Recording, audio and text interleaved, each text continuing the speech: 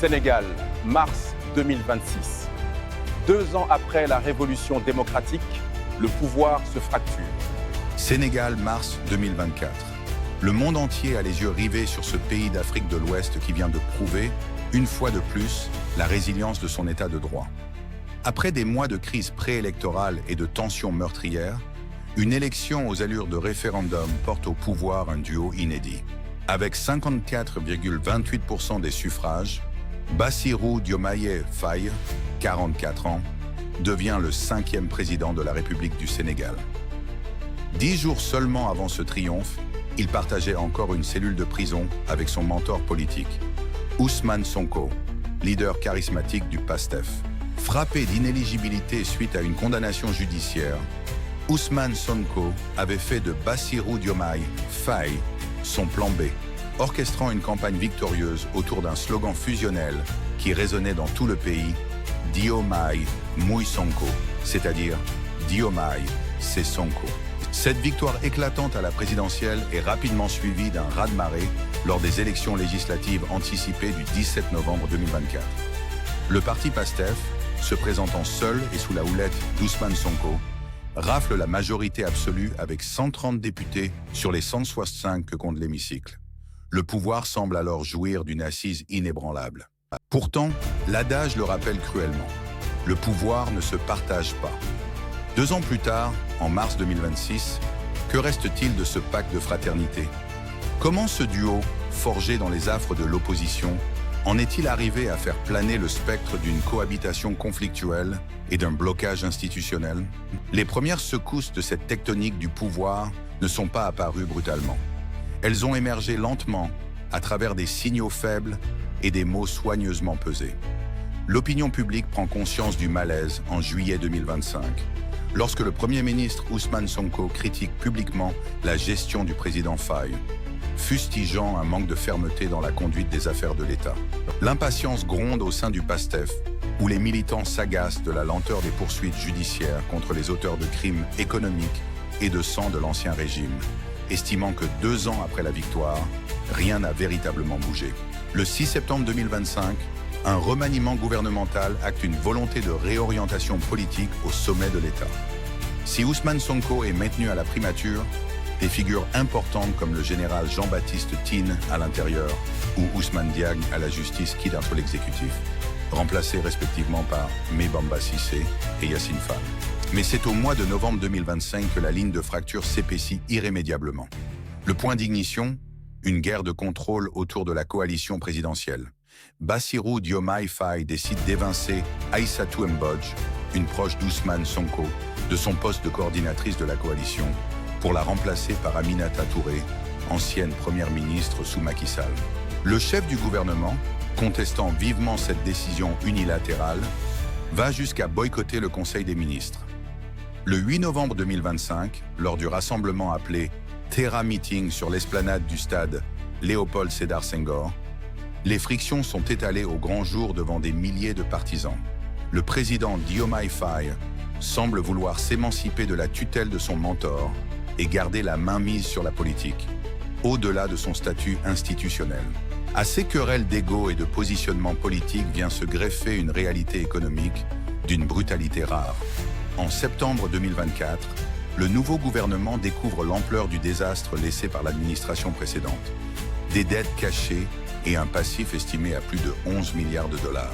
En février 2025, la Cour des comptes révèle que le déficit budgétaire a été sous-estimé d'environ 5,6% du PIB par an entre 2019 et 2023. Les chiffres officiels donnent le vertige, un déficit qui s'établit à 14%, un chômage à 20% et un endettement public qui explose pour atteindre 119% du PIB, bien au-delà de la norme de 70% fixée par l'UEMOA. Face à ce gouffre, le Fonds monétaire international suspend en octobre 2024 son programme d'appui financier, plongeant le Sénégal dans une grave tempête financière. La manne tant attendue du pétrole et du gaz, dont la production a débuté en 2024, ne suffit pas à garantir une autonomie immédiate. C'est dans cette tourmente que le fossé idéologique entre les deux têtes de l'exécutif se creuse.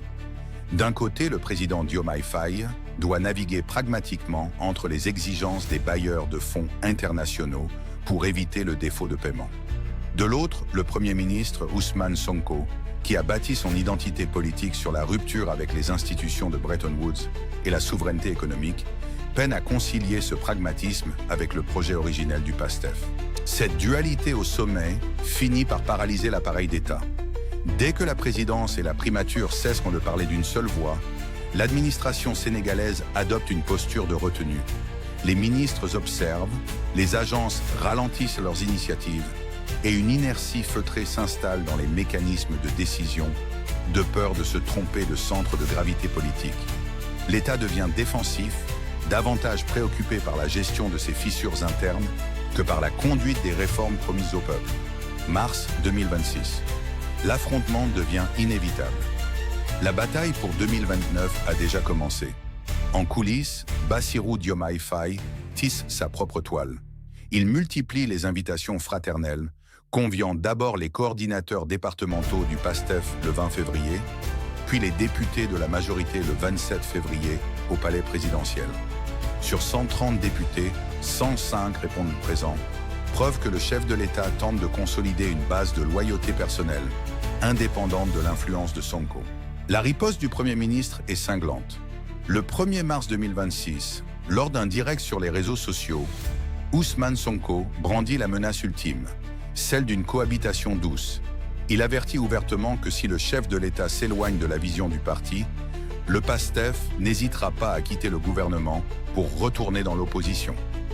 Personne ne peut gouverner sans le PASTEF, martèle-t-il, s'appuyant sur son armée de 130 députés à l'Assemblée nationale. Une semaine plus tard, le samedi 7 mars, le président de la République franchit le Rubicon.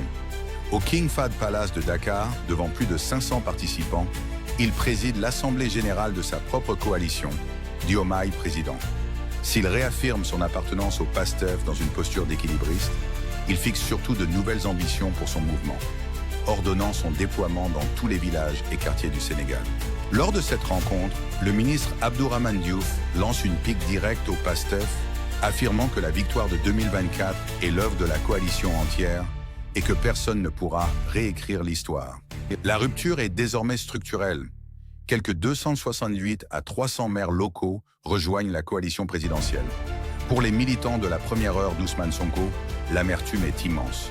Beaucoup de ces nouveaux ralliés sont d'anciens partisans du régime de Macky Sall, des transhumants politiques fuyant de potentielles poursuites, ce qui provoque l'aversion viscérale des puristes du PASTEF. Sur la toile, les accusations de haute trahison explosent. Pour les soutiens de Sonko, Diomaye Faye, le plan B, a trahi celui qui l'a fait roi. Des personnalités du gouvernement, comme la porte-parole Marie-Rose Faye ou le ministre Olivier Boucal, prennent eux-mêmes publiquement fait et cause pour Ousmane Sonko, le qualifiant de gardien de la révolution. Aujourd'hui, le Sénégal retient son souffle. Les institutions sont menacées par ce duel fratricide. Ousmane Sonko détient l'arme nucléaire politique, la majorité absolue à l'Assemblée nationale.